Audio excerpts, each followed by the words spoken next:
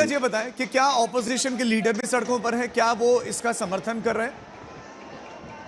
बिल्कुल, अपोजिशन के लीडर शुरू से ही इस बात का समर्थन कर रहे हैं और सरकार के नीतियों का विरोध कर रहे हैं। लेकिन आज जब प्रचंड के घर पर भी जो वहां प्रदर्शनकारियों ने घेराबंदी की, वहां पर भी आगजनी करने का प्रयास किया, तो ये समझ लीजिए कि जो पुराने नेता हैं, जो माओवादी और कांग्रेस ये जो भी पुराने नेता है, चाहे वो विपक्ष में है या पक्ष में, इन सबके खिलाफ ये आक्रोश है। इसलिए विपक्षी दल ये कैसे बच नहीं सकते हैं कि इस समय हम सत्ता में नहीं है, क्योंकि कभी न कभी वो भी सत्ता में थे और उन्होंने भी वही सब किया जो आज केपी शर्मा ओली कर रहे हैं।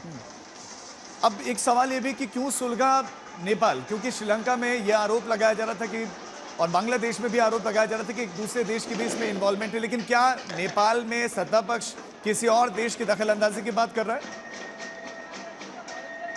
जी, इस तरह का तो यहाँ पे कोई वो नहीं है जिस तरह से बांग्लादेश और श्रीलंका में कहा जाता है। यहाँ देखिए, अब जो नेता के प्रति, जो राजनीतिक दल के प्रति, जो उनकी कार्यशैली के प्रति, जो सरकार के प्रति पिछले कई साल जब तक डेमोक्रेसी यहाँ पर रिइंस्टेट हुआ है और तब से लेकर इतनी राजनीतिक अस्थिरता है और राजनीतिक दल इतने ज़्यादा भ्रष्टाचार में डूबे हैं, सभी पार्टियाँ जो हैं इससे भ्रष्टाचार में डूबे कि किसी पर भी जनता को भरोसा अब नहीं रह गया है। इसलिए ये और एक धीरे धीरे ये कारण बनता गया और सोशल मीडिया पर जो बैन लगा वो एक बड़ा इशू बन गया, जिसके कारण से जो है जनता।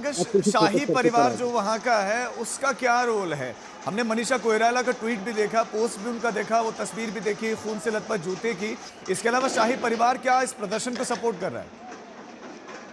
देखिए, शाही परिवार को इस प्रदर्शन से जोड़कर देखना ठीक नहीं, क्योंकि इस समय अब जब प्रदर्शन हो रहा है, व्यवस्था परिवर्तन की बात चल रही है, सरकार को अपदस्थ करने की बात चल रही है, तो इस समय सभी लोग राजनीतिक रोटियां सेकने पर आ गए हैं। चाहे विपक्षी पार्टियां हो, चाहे सत्ता में अभी शामिल है, जो लोग इस्तीफा दे रहे हैं वो कल तक क्यों नहीं इस्तीफा दे रहे थे, आज जब ये दबाव दे रहे हैं तब वो इस्तीफा दे रहे हैं। तो इसलिए ये सब अपने अपने राजनीतिक फायदे के लिए लोग इसको सपोर्ट कर रहे हैं या इसका विरोध कर रहे हैं या अपने अपने तरीके से अपने राजनीतिक फायदे के लिए कर रहे हैं। लेकिन इस पूरे प्रदर्शन का राजशाही के उनके परिवार से या उसके उनके आंदोलन से कोई भी लेना देना नहीं है। अब तो प्रदर्शनकारियों की बहुत बड़ी संख्या। पंकज, आप बने रहे हमारे साथ, दर्शकों को तस्वीरें दिखाते हैं। सुलगते हुए नेपाल की तस्वीरें हुए, भड़के हुए नेपाल की तस्वीरें, जलते हुए नेपाल की तस्वीरें, और गुस्से में ये लोग हैं जो दहाड़ मार रहे हैं, जो सरकार को हटने के लिए, तत्काल इस्तीफा देने के लिए, विवश करने के लिए सड़कों पर उतरे हुए लोग हैं। तो यही कह रहे हैं कि केपी शर्मा ओली को गद्दी छोड़नी पड़ेगी, और जब तक गद्दी नहीं छोड़ेंगे उनका प्रदर्शन खत्म नहीं होगा। सोशल मीडिया पर बैन, वहां से मामला आगे बढ़ा। आक्रोश तो था, गुस्सा तो था, क्योंकि लोग परेशान हैं, महंगाई से परेशान है, बेरोजगारी से परेशान है, इंफ्रास्ट्रक्चर की कमियों से परेशान है, कई तरह की परेशानियों से जूझ रहे थे। और फिर जो ऐशो आराम में नेता रह रहे थे वो भी लोग देख रहे थे। फिर गुस्सा बढ़ता ही चला गया। फिर भ्रष्टाचार के इतने सारे आरोप, अच्छे अस्पताल ना होना, अच्छे स्कूल ना होना, बुनियादी तमाम चीज़ों की कमी, अभाव, और जब खुद को अभाव में देखकर और नेता लोग बहुत मौज में जीवन जी रहे हैं, आक्रोश बढ़ता ही चला गया। और अब स्थिति यह है कि नेपाल में ऐसा लगता है कि किसी भी समय वो खबर आएगी। केपी शर्मा ओली के संबंध में इस्तीफा देने का दबाव बहुत ज़्यादा बढ़ रहा है, और जो उनके गठबंधन के साथी दल हैं वहाँ पर इस समय नेपाली कांग्रेस, वहाँ पर सीपीएन यूमिएल जो गठबंधन में है, दोनों पर बहुत ज़्यादा दबाव है, क्योंकि उन दोनों ही पार्टियों के नेताओं के घर इस समय टारगेट पर हैं। और इस्तीफा कईयों का तैयार है, कई इस्तीफा दे चुके हैं, मिनिस्टर इस्तीफा दे चुके हैं, और गठबंधन के जो साथी हैं जिनको कैबिनेट में जगह मिली थी उसमें कुछ इस्तीफा दे चुके हैं। कुल 5 इस्तीफे हो चुके हैं, और ये कहते हुए इस्तीफे दिए गए हैं, अब केपी शर्मा ओली को भी देना है। आज तक इस वक्त ग्राउंड जीरो पे है काठमांडू में, जहां पे लगातार प्रदर्शन जेनजी जनरेशन का नेपाल में जारी है। और मेरे पीछे आपको दिखाई देगा प्रदर्शनकारी कर रहे हैं केपी ओली सरकार के खिलाफ। और हमारा बेटा बेटी मारा है, क्या देगा आप? हमारा बेटा बेटी मारा है, हमारा नेपाल का बेटा बेटी मारा है सरकार ने, ये हत्या सरकार है कि नहीं? आप कहाँ से? मैं रिपोर्ट करने आया। हाँ, रिपोर्ट करो, हमारा हत्या सरकार है ये, है कि नहीं? आप अब धीरे धीरे हटाया जा रहा है। ये धीरे धीरे आएगा, आप आएगा, जेएनजी आएगा, अभी आएगा, अभी कहाँ आएगा जेएनजी? अभी तक ये सरकार विघटन में आंदोलन चल रहेगा। मेरा नाम राजकुमार चौधरी है। क्या काम करते हैं आप? मैं इधर ही काठमांडू में नौकरी करता है, लेकिन ये सरकार सब लोग आएगा, सब लोग इधर आएंगे। कल जो किया है ना, सरकार में करप्शन नहीं होना चाहिए, ये सरकार चेंज होना चाहिए, युवा ने ये सरकार का लीड करना चाहिए, ये हमारा मांग। कल सरकार से वोट किया है, 19 लोग का जन गए, उसका बदला सरकार से देना चाहिए, वो है हमारा मांग। ये और बात बताइए कि सरकार की तरफ से कहा जा रहा है कि कल हिंसा जो हुई कुछ असामाजिक तत्व आपके प्रदर्शन में वो नहीं हो, सरकार वो जो भी कुछ बोल रहे हैं वो सरकार के तरफ से आदमी भेजा, बाद में ये सब किया है। इधर जेएनजी एक ग्रुप का बस आदमी था और कुछ नहीं था, लेकिन सरकार से ये आंदोलन भड़काने के लिए आदमी भेजकर ये सब किया है। कल 19 लोग का जान गया, लेकिन बहुत आदमी मैं आपको जल्दी से तस्वीरें ग्राउंड जीरो से दिखाता हूँ। अलग अलग वर्ग के लोग आ गए हैं।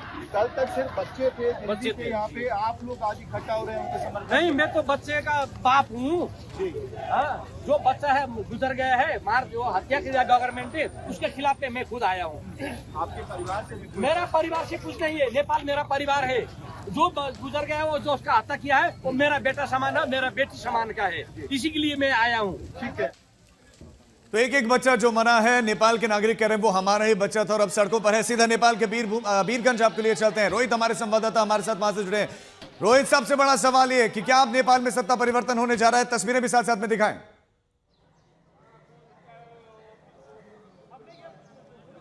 देखिए बिल्कुल राजीव, जिस तरीके के हालात नेपाल में पिछले 2 दिनों से बने हुए हैं उससे कहीं ना कहीं लोगों में बेहद नाराज़गी का जो है वो प्रकटीकरण हो रहा है, क्योंकि उनका कहना है कि सोशल मीडिया पर जो बैन था वो तो केवल एक बहाना था, लेकिन जो मुख्य उनका उद्देश्य था वो था सत्ता परिवर्तन करना। और इसी को लेकर जो है वो परेशान है ना, जो भ्रष्टाचार है, जो परिवारवाद है, जो बहुत महंगाई है नेपाल में। और अभी हम आपको वीरगंज की ही तस्वीरें लाइव दिखा रहे हैं आज तक के दर्शकों को। आप देखिए यहाँ पर किस तरीके से वीरगंज के घंटाघर चौक के इलाके में आप सामने देखिए किस तरीके से धुएं का गुबार जो है आपको काला काला नज़र आ रहा होगा, क्योंकि वो बेहद ही संवेदनशील इलाका है। वो मुख्य स्थल है जहाँ पर पूरी हिंसा हो रही है, जहाँ पर पत्थरबाजी हो रही है, आगजनी हो रही है। और बताया जा रहा है कि वहाँ पर एक जीप को भी जो है आग के हवाले कर दिया गया है। उसी के कारण आप देख सकते हैं धुएं का गुबार जो है ये पूरा जो है आसमान में आपको नज़र आ रहा होगा। और यहाँ पर भी आप देख लीजिए, ये जिस इलाके में हम मौजूद हैं ये घंटाघर चौक का ही ये मुख्य मार्ग है। और यहाँ भी आप देखिए आगजनी जो है थोड़ी देर पहले की गई थी और रह रहकर प्रदर्शनकारी इस पूरे इलाके में पहुँच रहे हैं, पत्थरबाजी करते हैं पुलिस पर, उसके बाद फिर वो उन्हें खदेड़ा जाता है तो वो फिर तितर बितर हो जाते हैं। लेकिन जिस तरीके के हालात इस वक्त नेपाल में बने हुए हैं, क्योंकि कल भी यहाँ पर शाम हिंसा देखने को मिली थी, उसके बाद इस पूरे वीरगंज में कर्फ्यू लगाया गया था कल रात 9 बजे से आज सुबह 9 बजे तक। लेकिन आज सुबह 9 बजे जब एक बार फिर से हिंसक प्रदर्शन शुरू हो गया, उसके बाद कर्फ्यू के समय को जो है और आगे बढ़ाकर शाम 6 बजे तक कर दिया गया है। और देख लीजिए किस तरीके से हालात इस वक्त नेपाल में बने हुए हैं, जहाँ पर चारों तरफ आपको लग रहा होगा कि पूरा नेपाल जो है सुलग रहा है। बिल्कुल रोहित, नेपाल सुलग रहा है, लेकिन रोहित मैं आपसे ये चीज जानना चाहूंगा कि ठीक एकदम भाग रहा है दुबई। तो यार यहाँ का जो प्रधानमंत्री है जी हाँ, रोहित मेरे साथ एक शख्स भी मौजूद है, उनसे बात करते हैं। स्थानीय लोग हैं, क्या नाम हुआ आपका? मेरा उमेश चंद्र गुप्ता नाम हुआ सर। ये बताइए किस वजह से आपको लग रहा है इतनी हिंसा 2 दिनों से हो रही है, क्या हो रहा है? यहाँ पर जो सरकार का करप्शन है, देखिए पुलिस की गाड़ियाँ भी यहाँ पर रह रहकर एम्बुलेंस है, ये एम्बुलेंस एम्बुलेंस है। बहुत सारे लोग जो घायल हो रहे हैं उनको भी ले जाया जा रहा है। हाँ जी बताइए। यहाँ का सरकार का जो करप्शन है, यहाँ को युवा का कोई रोजगार नहीं है, यहाँ का नेता लोग पूर्ण रूप से भ्रष्टाचार है, न व्यापारी को जीने देते हैं न युवा को जीने दे रहे हैं। ये सारे राजनेता जो बोल के बैठे हैं ना तीन, ये सब साला सब चोर है, सब गाली-गलौज की भाषा का प्रयोग न करें, आपने आराम से बात कर बताएं। आपकी नाराजगी है? आपको एकदम नाराजगी है सर, हमारा नाराजगी नहीं है, संपूर्ण युवाओं का नाराजगी है, सारे व्यापारियों का नाराजगी है, सारे के नाराजगी है। आप इधर आइए, आपका क्या नाम हुआ? आप नहीं बात करेंगे, आप इधर आइए। आप लोग और कुछ युवा हैं उनसे भी बात करते हैं। किस बात को लेकर आप लोग की नाराजगी थी जो आप रोड पर दिख रहा है? किस बात को लेकर नाराज हैं आप लोग? वही जो बताया अभी बताया नहीं। क्या सरकार से क्या नाराजगी आप लोग की, किस बात को लेकर? रोहित एक सवाल भी पूछे कि अगर केपी शर्मा ओली नहीं तो फिर कौन, किसको चाहते हैं, कौन उनको लगता है कि विकल्प है? यहाँ का व्यवस्था खराब है, जनता के ऊपर कोई किस्म का यहाँ पर सिस्टम नहीं है कि उन लोग को सहयोग मिले, कोई व्यापार करे बढ़िया ढंग से करे। सब में उन लोग का करप्शन है, सब उन लोग का चोरी डकैती है। वो लोग अपने अपने पेट भरने के लिए यहाँ का नेता लोग का काम है। तो ये बताइए, अगर मौजूदा सरकार नहीं है तो फिर किसको चाहते हैं आप लोग? सरकार बनना चाहिए या क्या चाहते हैं आप लोग? यहाँ पर कोई सरकार आए, हाँ। जनता के हित में आए और जनता का कार्यक्रम करे। कौन सरकार आप लोग चाहते हैं? अगर बैलेंस चाहते कौन पार्टी के? नहीं चाहिए, राजतंत्र चाहिए, राजतंत्र चाहिए, राजतंत्र चाहिए, राजतंत्र चाहिए। जो पुराना राजतंत्र हाँ, था। पुराना राजा है और सबको देखभाल करे और सबको जनता को सुख शांति रखे।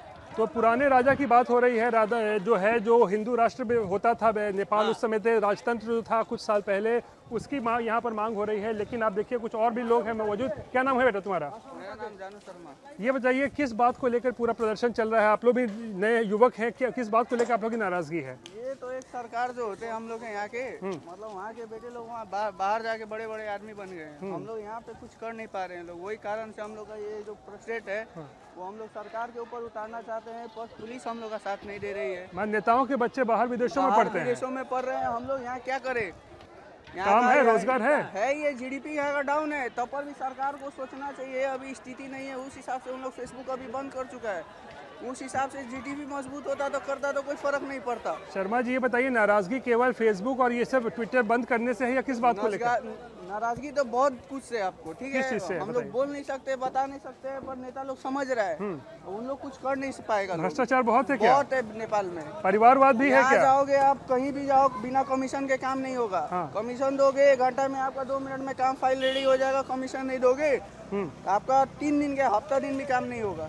ऐसा है यहाँ नेपाल में। क्या नाम बताया आपने? जानू शर्मा। जानू शर्मा। देखिए जेंजी के कह सकते हैं एक प्रतिनिधित्व कर रहे हैं, युवा हैं और बता रहे हैं किस तरीके से इनको नाराजगी केवल सिर्फ सोशल मीडिया बंद करने से नहीं है। नेताओं के बच्चे विदेशों में पढ़ते हैं, इनका कहना है, और जो यहाँ के आम नागरिक हैं उनके बच्चों को शिक्षा नहीं, रोजगार नहीं है, और इसको लेकर जो है नाराजगी जो है साफ तौर पर 2 दिनों से नेपाल की सड़कों पर देखने को मिल रहा है। राजीव, रोहित एक और चीज आप भी बताएं कि जो ये ऐप्स बंद हुए, प्रतिबंध लगा, अब तो खैर हटा दिए, तो क्या ये सिर्फ इसमें अमेरिका या यूरोप के ज्यादातर थे या फिर चीनी ऐप्स पर भी प्रतिबंध लगा था?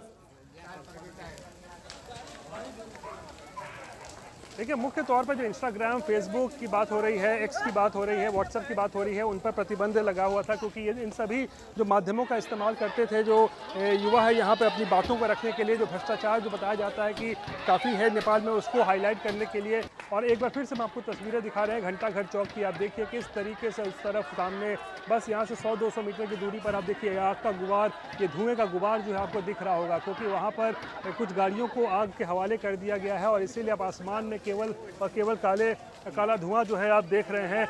और भी कुछ युवाओं से बात करते हैं। क्या नाम हुआ आपका? मेरा नाम दीपेश सराफ। सराफ, ये बताइए कि किस बात को लेकर आप लोग का प्रदर्शन चल रहा है? बहुत नेपाल में जो अभी सरकार है वर्तमान में केपी शर्मा ओली का, वो एकदम भ्रष्टाचार में लिप्त है और लोगों को ऊपर शोषण कर रही है। इसी के विरुद्ध में जेनजी जेट का जो आंदोलन शुरू हुआ है वही है ये। किस बात की, क्या चीज़ का भ्रष्टाचार है, क्या होता है? देखिए यहाँ सरकारी सिस्टम में हर एक तह में अपना लेवल का भ्रष्टाचार है। आप कोई काम करवाने जाइएगा बिना कमीशन का होने वाला नहीं है। बस यही सब है।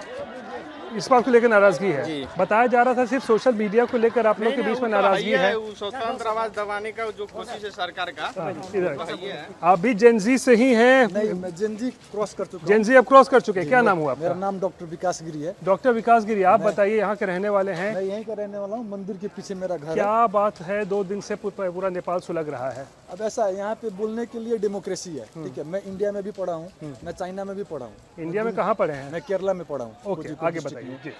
इंडिया दुनिया का सबसे बड़ा डेमोक्रेटिक कंट्री है, चाइना सबसे बड़ा कम्युनिस्ट कंट्री है। मैं अपने लाइफ में यहाँ पे मोनार्की भी देखा, कम्युनिज्म भी देखा, डेमोक्रेसी भी देखा, सिर्फ नहीं देखा हूँ डिक्टेटरशिप, जो तानाशाही होता है ना, वो नहीं देखा हूँ। अभी जो नेपाल में है वो तानाशाही है, इसको डेमोक्रेसी हम लोग बिल्कुल नहीं बोल सकते हैं। एक कॉलेज स्टूडेंट जो प्रोटेस्ट कर रहे हैं लोग पीसफुली, उन लोग के पास वेपन्स थोड़ी ना है कि आप एक दिन में 20 मर्डर कर दे रहे हैं।